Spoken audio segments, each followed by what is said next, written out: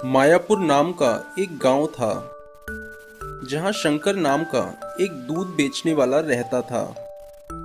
शंकर के पास एक गाय थी। शंकर अपनी गाय से बहुत प्यार करता था क्योंकि वही उसकी रोजी रोटी का साधन थी। शंकर रोज अपनी गाय के लिए चारा डालता और उसे पानी पिलाता। इसके बाद वह नहा धोकर भगवान की पूजा करता। इतने में उसकी पत्नी नाश्ता तैयार कर देती। शंकर नाश्ता करने के बाद दूध दूता और कैन में भर लेता। शंकर कैन को साइकिल पर टांगकर लोगों के घर दूध पहुंचाने जाता। घरों में दूध पहुंचाने के बाद अगर दूध बच जाता तो शंकर भोलापुर जाने वाले रोड पर एक पेड़ के नीचे कैन रख लेता। इस तरह उसका बचा हुआ दूध भी बिक जाता। लोग शंकर का दूध खूब पसंद करते क्योंकि वह बिल्कुल प्योर दूध बेचता था। इस तरह शंकर की अच्छी कमाई होती।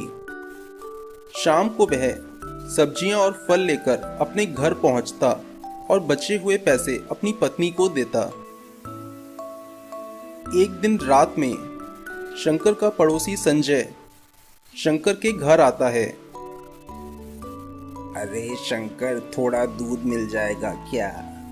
कुछ मेहमान आ गए हैं, चाय बनानी है। हाँ हाँ संजय, क्यों नहीं, तुम्हारे मेहमान मेरे मेहमान। अरे मालती, जरा संजय भैया को थोड़ा दूध तो दे दो, इनके घर मेहमान आ गए हैं। मालती दूध लेने अंदर जाती है। संजय की नज़र शंकर के घर पर रखे टीवी, फ्रिज, कूलर और वॉशिंग मशीन पर पड़ती है। संजय शंकर के घर से दूध लेकर बाहर आता है और सोचता है, अरे शंकर ने तो दूध बेचकर बड़ा पैसा कमा लिया है। मुझे भी एक गाय खरीद लेनी चाहिए और दूध बेचने का काम शुरू करना चाहिए। फिर मैं भी जल्दी ही शंकर की तरह अमीर हो जाऊंगा। हा हा हा।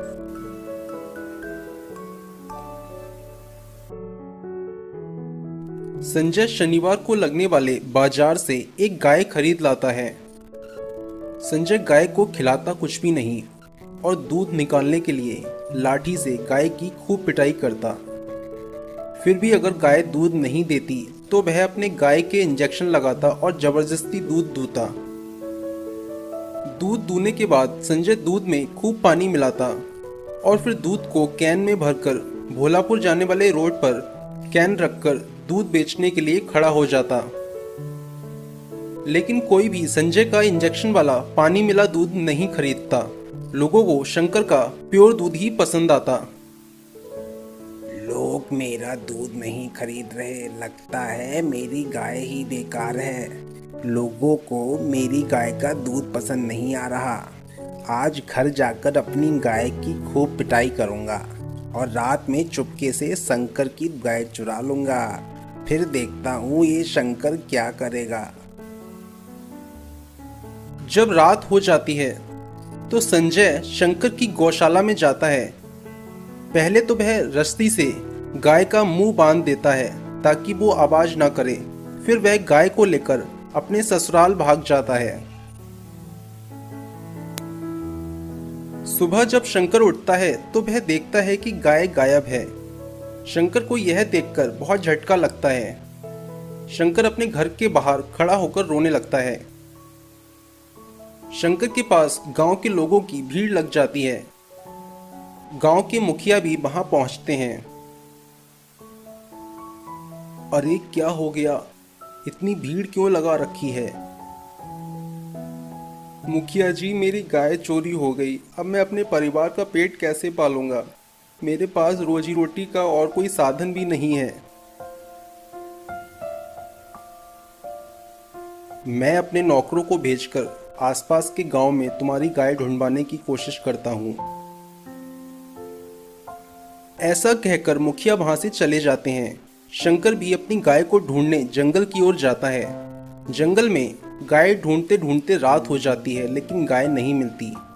शंकर बहुत थक जाता है और वह एक पेड़ के नीचे बैठ जाता है। शंकर जिस पेड़ के नीचे बैठता है वह एक बहुत पुराना पीपल का पेड़ होता है। उस पेड़ पर एक भूत रहा करता था। भूत अचानक से शंकर के सामने आ जाता है। शंकर डर जाता है। मुझे मत मारना, मैंने कुछ नहीं किया। अरे डरो नहीं, मैं किसी को नुकसान नहीं पहुंचाता। मैं एक अच्छा भूत हूँ और अपने जादू से अच्छे लोगों की मदद करता हूँ और बुरे लोगों को सबक सिखाता हूँ। तुम यहाँ जंगल में क्या कर रहे हो? शंकर भूत को सारी कहानी बताता है। तुम एक ईमानदार इंसान हो, मैं तुम्हें एक गाय देता हूँ। भूत अपनी जादुई शक्तियों से शंकर को एक गाय देता है। यह गाय 50 लीटर दूध देगी। अभी तुम इससे काम चलाओ, मैं तुम्हें कुछ दिनों में तुम्हारी असली गाय भी ढूंढ कर दे दूंगा। शंकर गाय लेकर अपने घर पहुंचता है और अपना दूध का काम दोबारा शुरू कर देता है।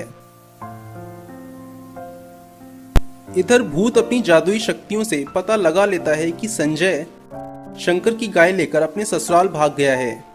भूत एक रात संजय के कमरे में पहुंचता है। संजय अपनी पत्नी के साथ सो रहा था।